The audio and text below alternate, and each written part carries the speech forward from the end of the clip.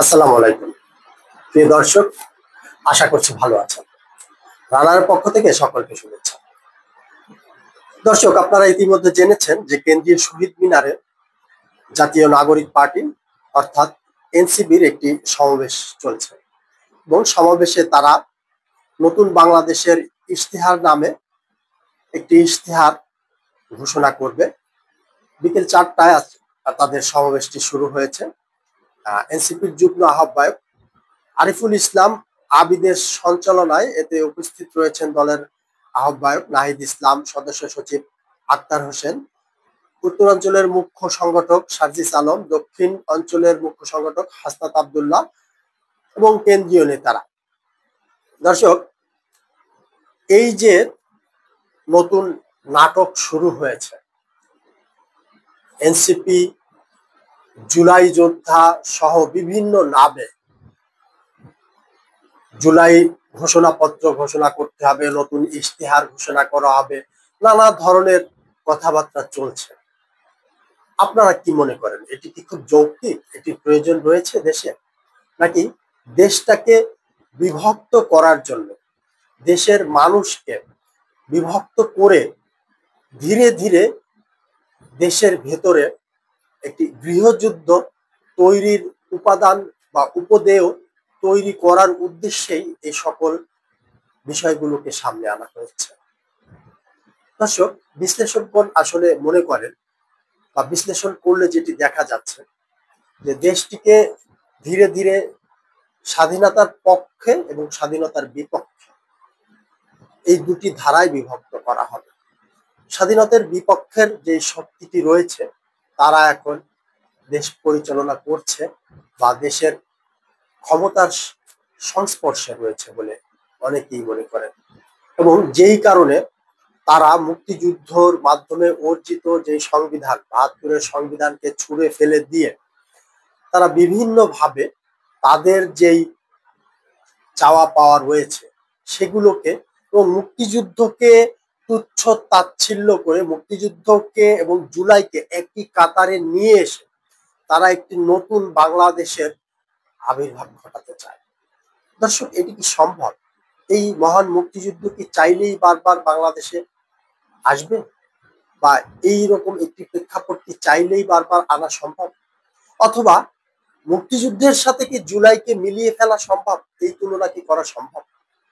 জুলাইয়ের যেই আন্দোলনটি হয়েছিল, যদিও এখানে সাধারণ মানুষের সক্রিয় অংশগ্রহণ ছিল, কিন্তু এখন যেটি দেখা যাচ্ছে তাদের কথায়, বিশেষ করে জামায়াত শিবিরের নেতাদের কথায়, এনসিপি নেতাদের কথায়, এটি ছিল সুন্দরভাবে পরিকল্পিতভাবে ডিজাইন একটি আন্দোলন, যেখানে প্রোপাগান্ডার মাধ্যমে সাধারণ মানুষকে অংশগ্রহণ করানো হয়েছিল।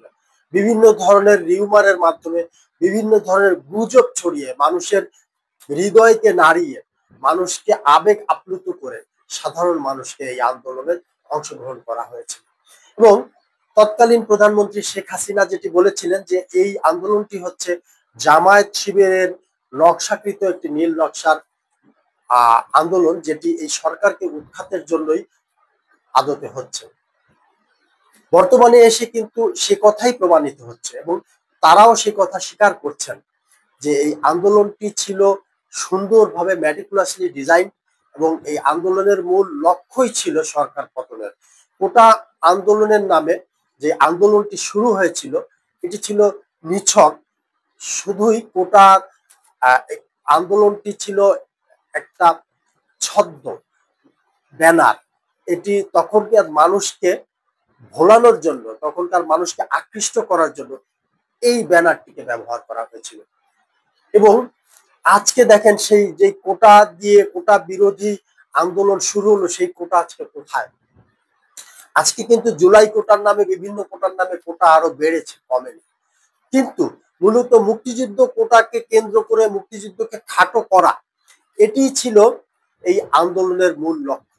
এবং এই যে আমি কে তুমি কে রাজাকার রাজাকার, এই স্লোগানটি কিন্তু পূর্ব নির্ধারিত ছিল এবং তাদের প্রোফাইল লাল করা হবে এগুলো পূর্ব নির্ধারিত ছিল এবং এগুলো সবই ছিল ছাত্র শিবিরের প্ল্যান, এবং সেই প্ল্যানিং এর অংশ হিসাবে এগুলোকে ধাপে ধাপে বাস্তবায়ন করা হয়েছিল।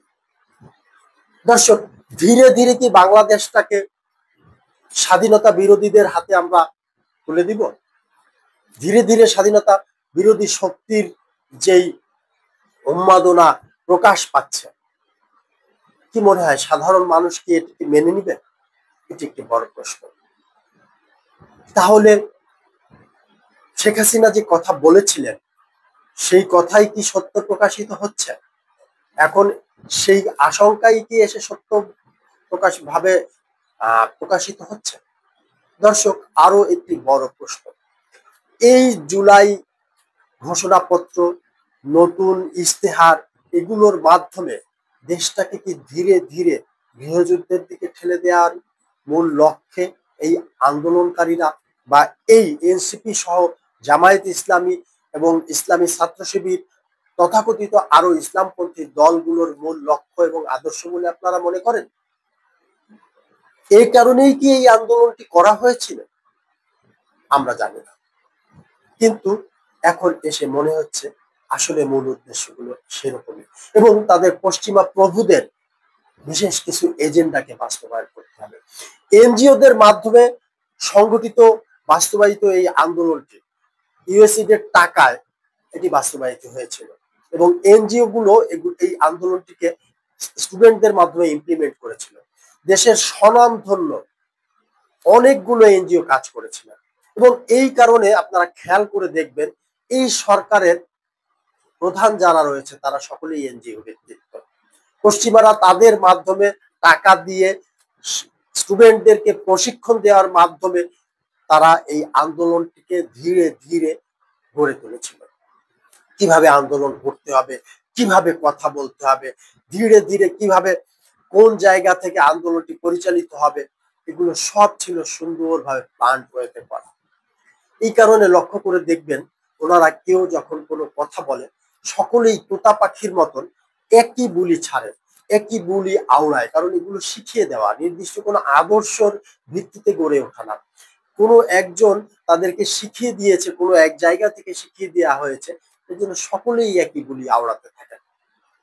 দর্শক, সর্বশেষ প্রশ্ন হচ্ছে দেশটার আসলে কোন দিকে যাবে? আসলেই কি দুটি পক্ষে বিভক্ত হয়ে গৃহযুদ্ধের দিকে দেশটা ধাবিত হবে? স্বাধীনতার পক্ষের, মুক্তিযুদ্ধের পক্ষের এবং বিপক্ষের শক্তি আবারও কি নতুন আরেকটি মুক্তিযুদ্ধ করতে হবে দেশের মানুষকে? ভালো থাকবেন, সুস্থ থাকবেন, দেখা হবে ইনশাল্লাহ আগামী পর্বে। আজকের মতো আল্লাহ হাফেজ।